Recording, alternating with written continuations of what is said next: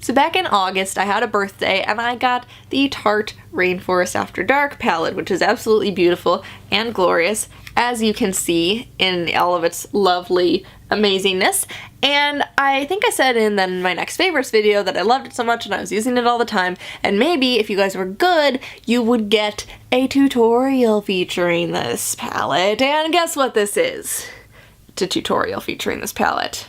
Did you guess that before I said it? Probably by the title. But in any case, that's what this is. You're not gonna show anything. I am gonna show you how to get this face action that looks pretty fabulous if I do say so myself with this palette. I'm so stoked about this, you don't even understand, because this palette is kind of amazing and you'll see why very shortly. So let's just get going. So here I am in all of my non-made up glory. I think we need to fix this right quick, and I'm gonna start by using a Tarte foundation. Since we're doing a Tarte palette tutorial, might as well use Tarte foundation too. And this is the Amazonian Clay Full Coverage Airbrush Foundation in Fair Honey, and this is the Airbuki brush. Wondrous foundation. I love it to death. If you like mineral foundation at all, it's amazing. If you don't like mineral foundation, I think that this is a good thing to get you into mineral foundation, because I definitely didn't think that I could pull it off, but definitely is my favorite. So yeah, just get it on the brush and we're gonna just go in circular motions and airbrush out that skin. Gonna blend pale into more pale. This foundation is just a touch lighter than my actual skin, so I always like to just go down on my neck a little bit, and because it's not like a heavy liquid foundation or anything, you can do that and it just all blends together and it doesn't show and look stupid. I do have a couple little blemishes here and there that you can't really see in the camera, thank goodness, but I can see them, so I'm going to dot them out with the Maybelline Instant Age Rewind Eraser for dark spots. They have this for dark circles too. Both products are really great. This is really nice because it can go over a powder foundation really nicely without looking cakey on top of it, so I really like that. So we're just gonna dot those out real quick. Alright, skin is beautifully even except for dark circles, but we're gonna wait on that because after I put eyeshadow on there might be some fallout, so we'll do dark circle cover up later. And now it's time for the palette that you have been waiting for. So before I get into the eyeshadow look, I'm going to start out by doing my cheeks and my brows. And what's great about this palette in general is that it has a blush and a bronzer and a highlighter and this nice little eyeshadow shade that happens to work great for my brow color. So we're just gonna do all of that. This is a contouring brush by Tarte. I'm gonna tell you right now, I don't use it the way that they instruct you to use it. They instruct you to use this end to pull out the contouring shade and like contour with it, and then use this end to blend it. I don't do that at all. I use this end to put in the contouring shade, I use this end for highlighter, and then I use a separate brush for blending. So we'll show you all of that, but this is a really good brush. I really enjoy this brush. I bought it at the same time that I bought this palette specifically because I knew it had contouring stuff in it, and I didn't have a contouring brush. I like it. The bristles are really nice and soft and lovely, and it's bamboo and eco-friendly and all that jazz. So great brush to use with this palette in particular. We're gonna start off by contouring it up, and I'm just taking like 3 swipes of this and then just getting right up in that cheekbone.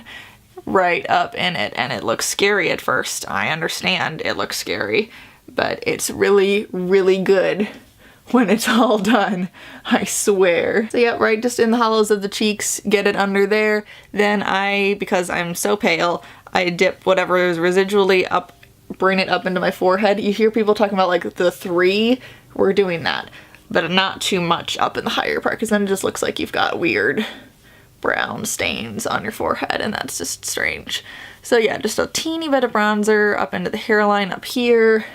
Got this jazz going on, and then I have no neckline or chin whatsoever, and it drives me kind of crazy, so I contour probably more than necessary right on my jawline because I just think it makes my jawline look a little more defined than it is in everyday life.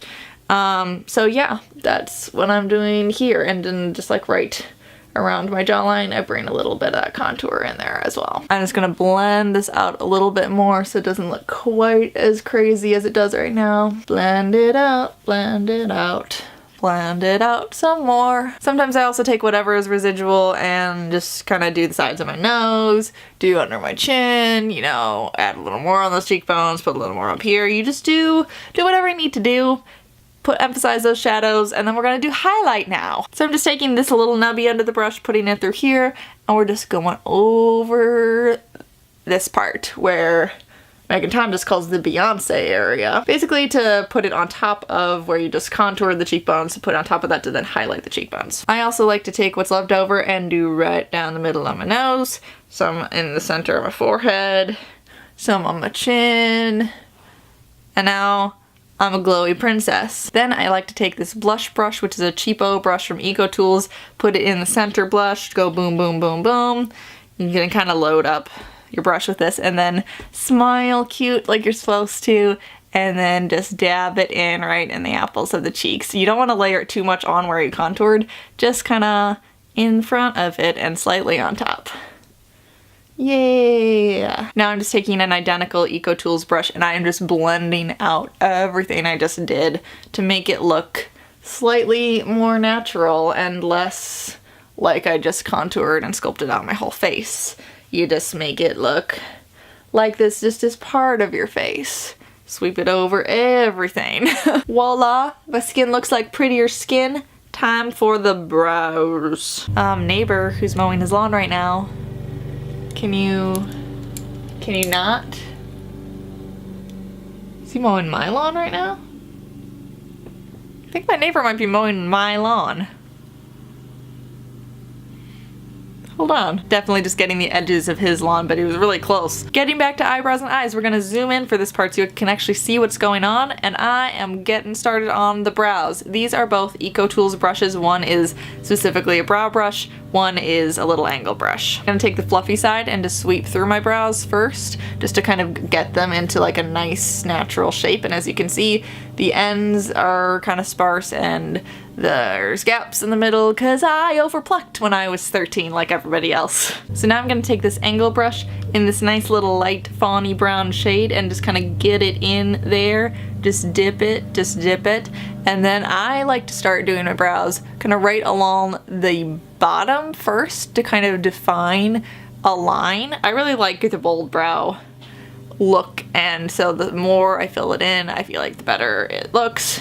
So yeah, I just like to kind of create the angle first by sort of drawing it along the bottom. And then I find I can just sort of sweep through the rest of it from the bottom, and it creates a pretty nice defined shape. And then we're just gonna repeat on the other side. And for whatever reason, I can always do my left brow way better than my right one. I don't know why. It just always comes out looking nicer. Facts of life. So I'm done filling in my brows with the powder. I'm gonna take this little brow brush again and sweep through, just because I feel like that evenly distributes the powder a little bit more and makes it look a teeny bit more natural. So we'll just sweep through that. And then to just set the hairs to make sure they don't go anywhere, I'm gonna use just the Maybelline Great Lash Clear Mascara. I find that it's easier to set with than a lot of brow gels, and it's cheaper than a lot of brow gels.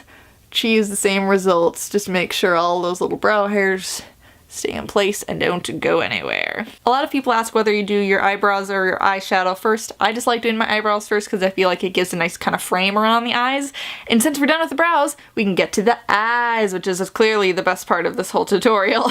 I feel like what's so great about this palette is that it has so many like nice light shades and dark shades, so it's easy to transition from day to night. So that's what we're gonna do. Is I'm going to show you starting out with a day look, and then we're gonna transition it into a night look. I'm going to start out by using the highlighter shade, not any of the eyeshadow shades, but the highlighter shade, because that's going to bring a really nice highlight into the eyes, and because there's a ton of it, you can be really liberal about how much you get on your brush. So I'm going to first take that and take it right underneath the brow and just kind of highlight that area. Then we're going to take the same shade and put it right in the tear duct and kind of bring it right underneath into like the C of the under eye. I'm gonna backtrack for a quick minute because as I'm just looking, I have a ton of redness in my waterline, which doesn't usually happen, but I am kind of tired today, so I just look like a drug addict, and I really want to solve that issue before I go any further. So backtracking, I'm going to put on a little teeny bit of the Rimmel Scandalize eyeliner, which I think this is a nude shade. I'll double check that. Yep, it's nude.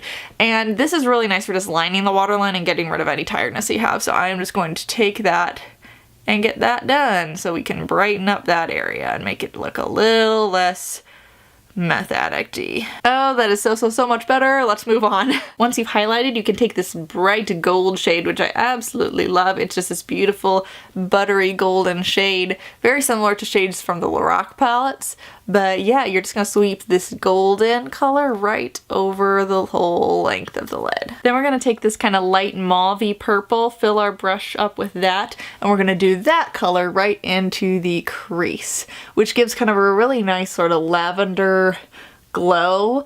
And a lot of people are afraid of purple eyeshadows, but really this is subtle enough that I feel like anybody could pull it off for every day. And we'll just kind of keep going back and forth and do a little bit of it, bring it under into the lower lash line. And then for this day look, we're just gonna top this off with the CoverGirl Lash Blast Length Mascara. It's my favorite everyday mascara. It gives a really natural look and is really nice for lower lashes as well. And just gives a nice natural finish. So that is the finished day eye look. I think it's really nice and subtle and pretty and easy for every day. It just is really subtle and pretty. That's the only way I can describe it. And then for lips to top off the day look, I'm just going to use two simple products. The Burt's Bees lip balm. I think this is the pomegranate flavor, but like literally it's Burt's Bees lip balm, whatever.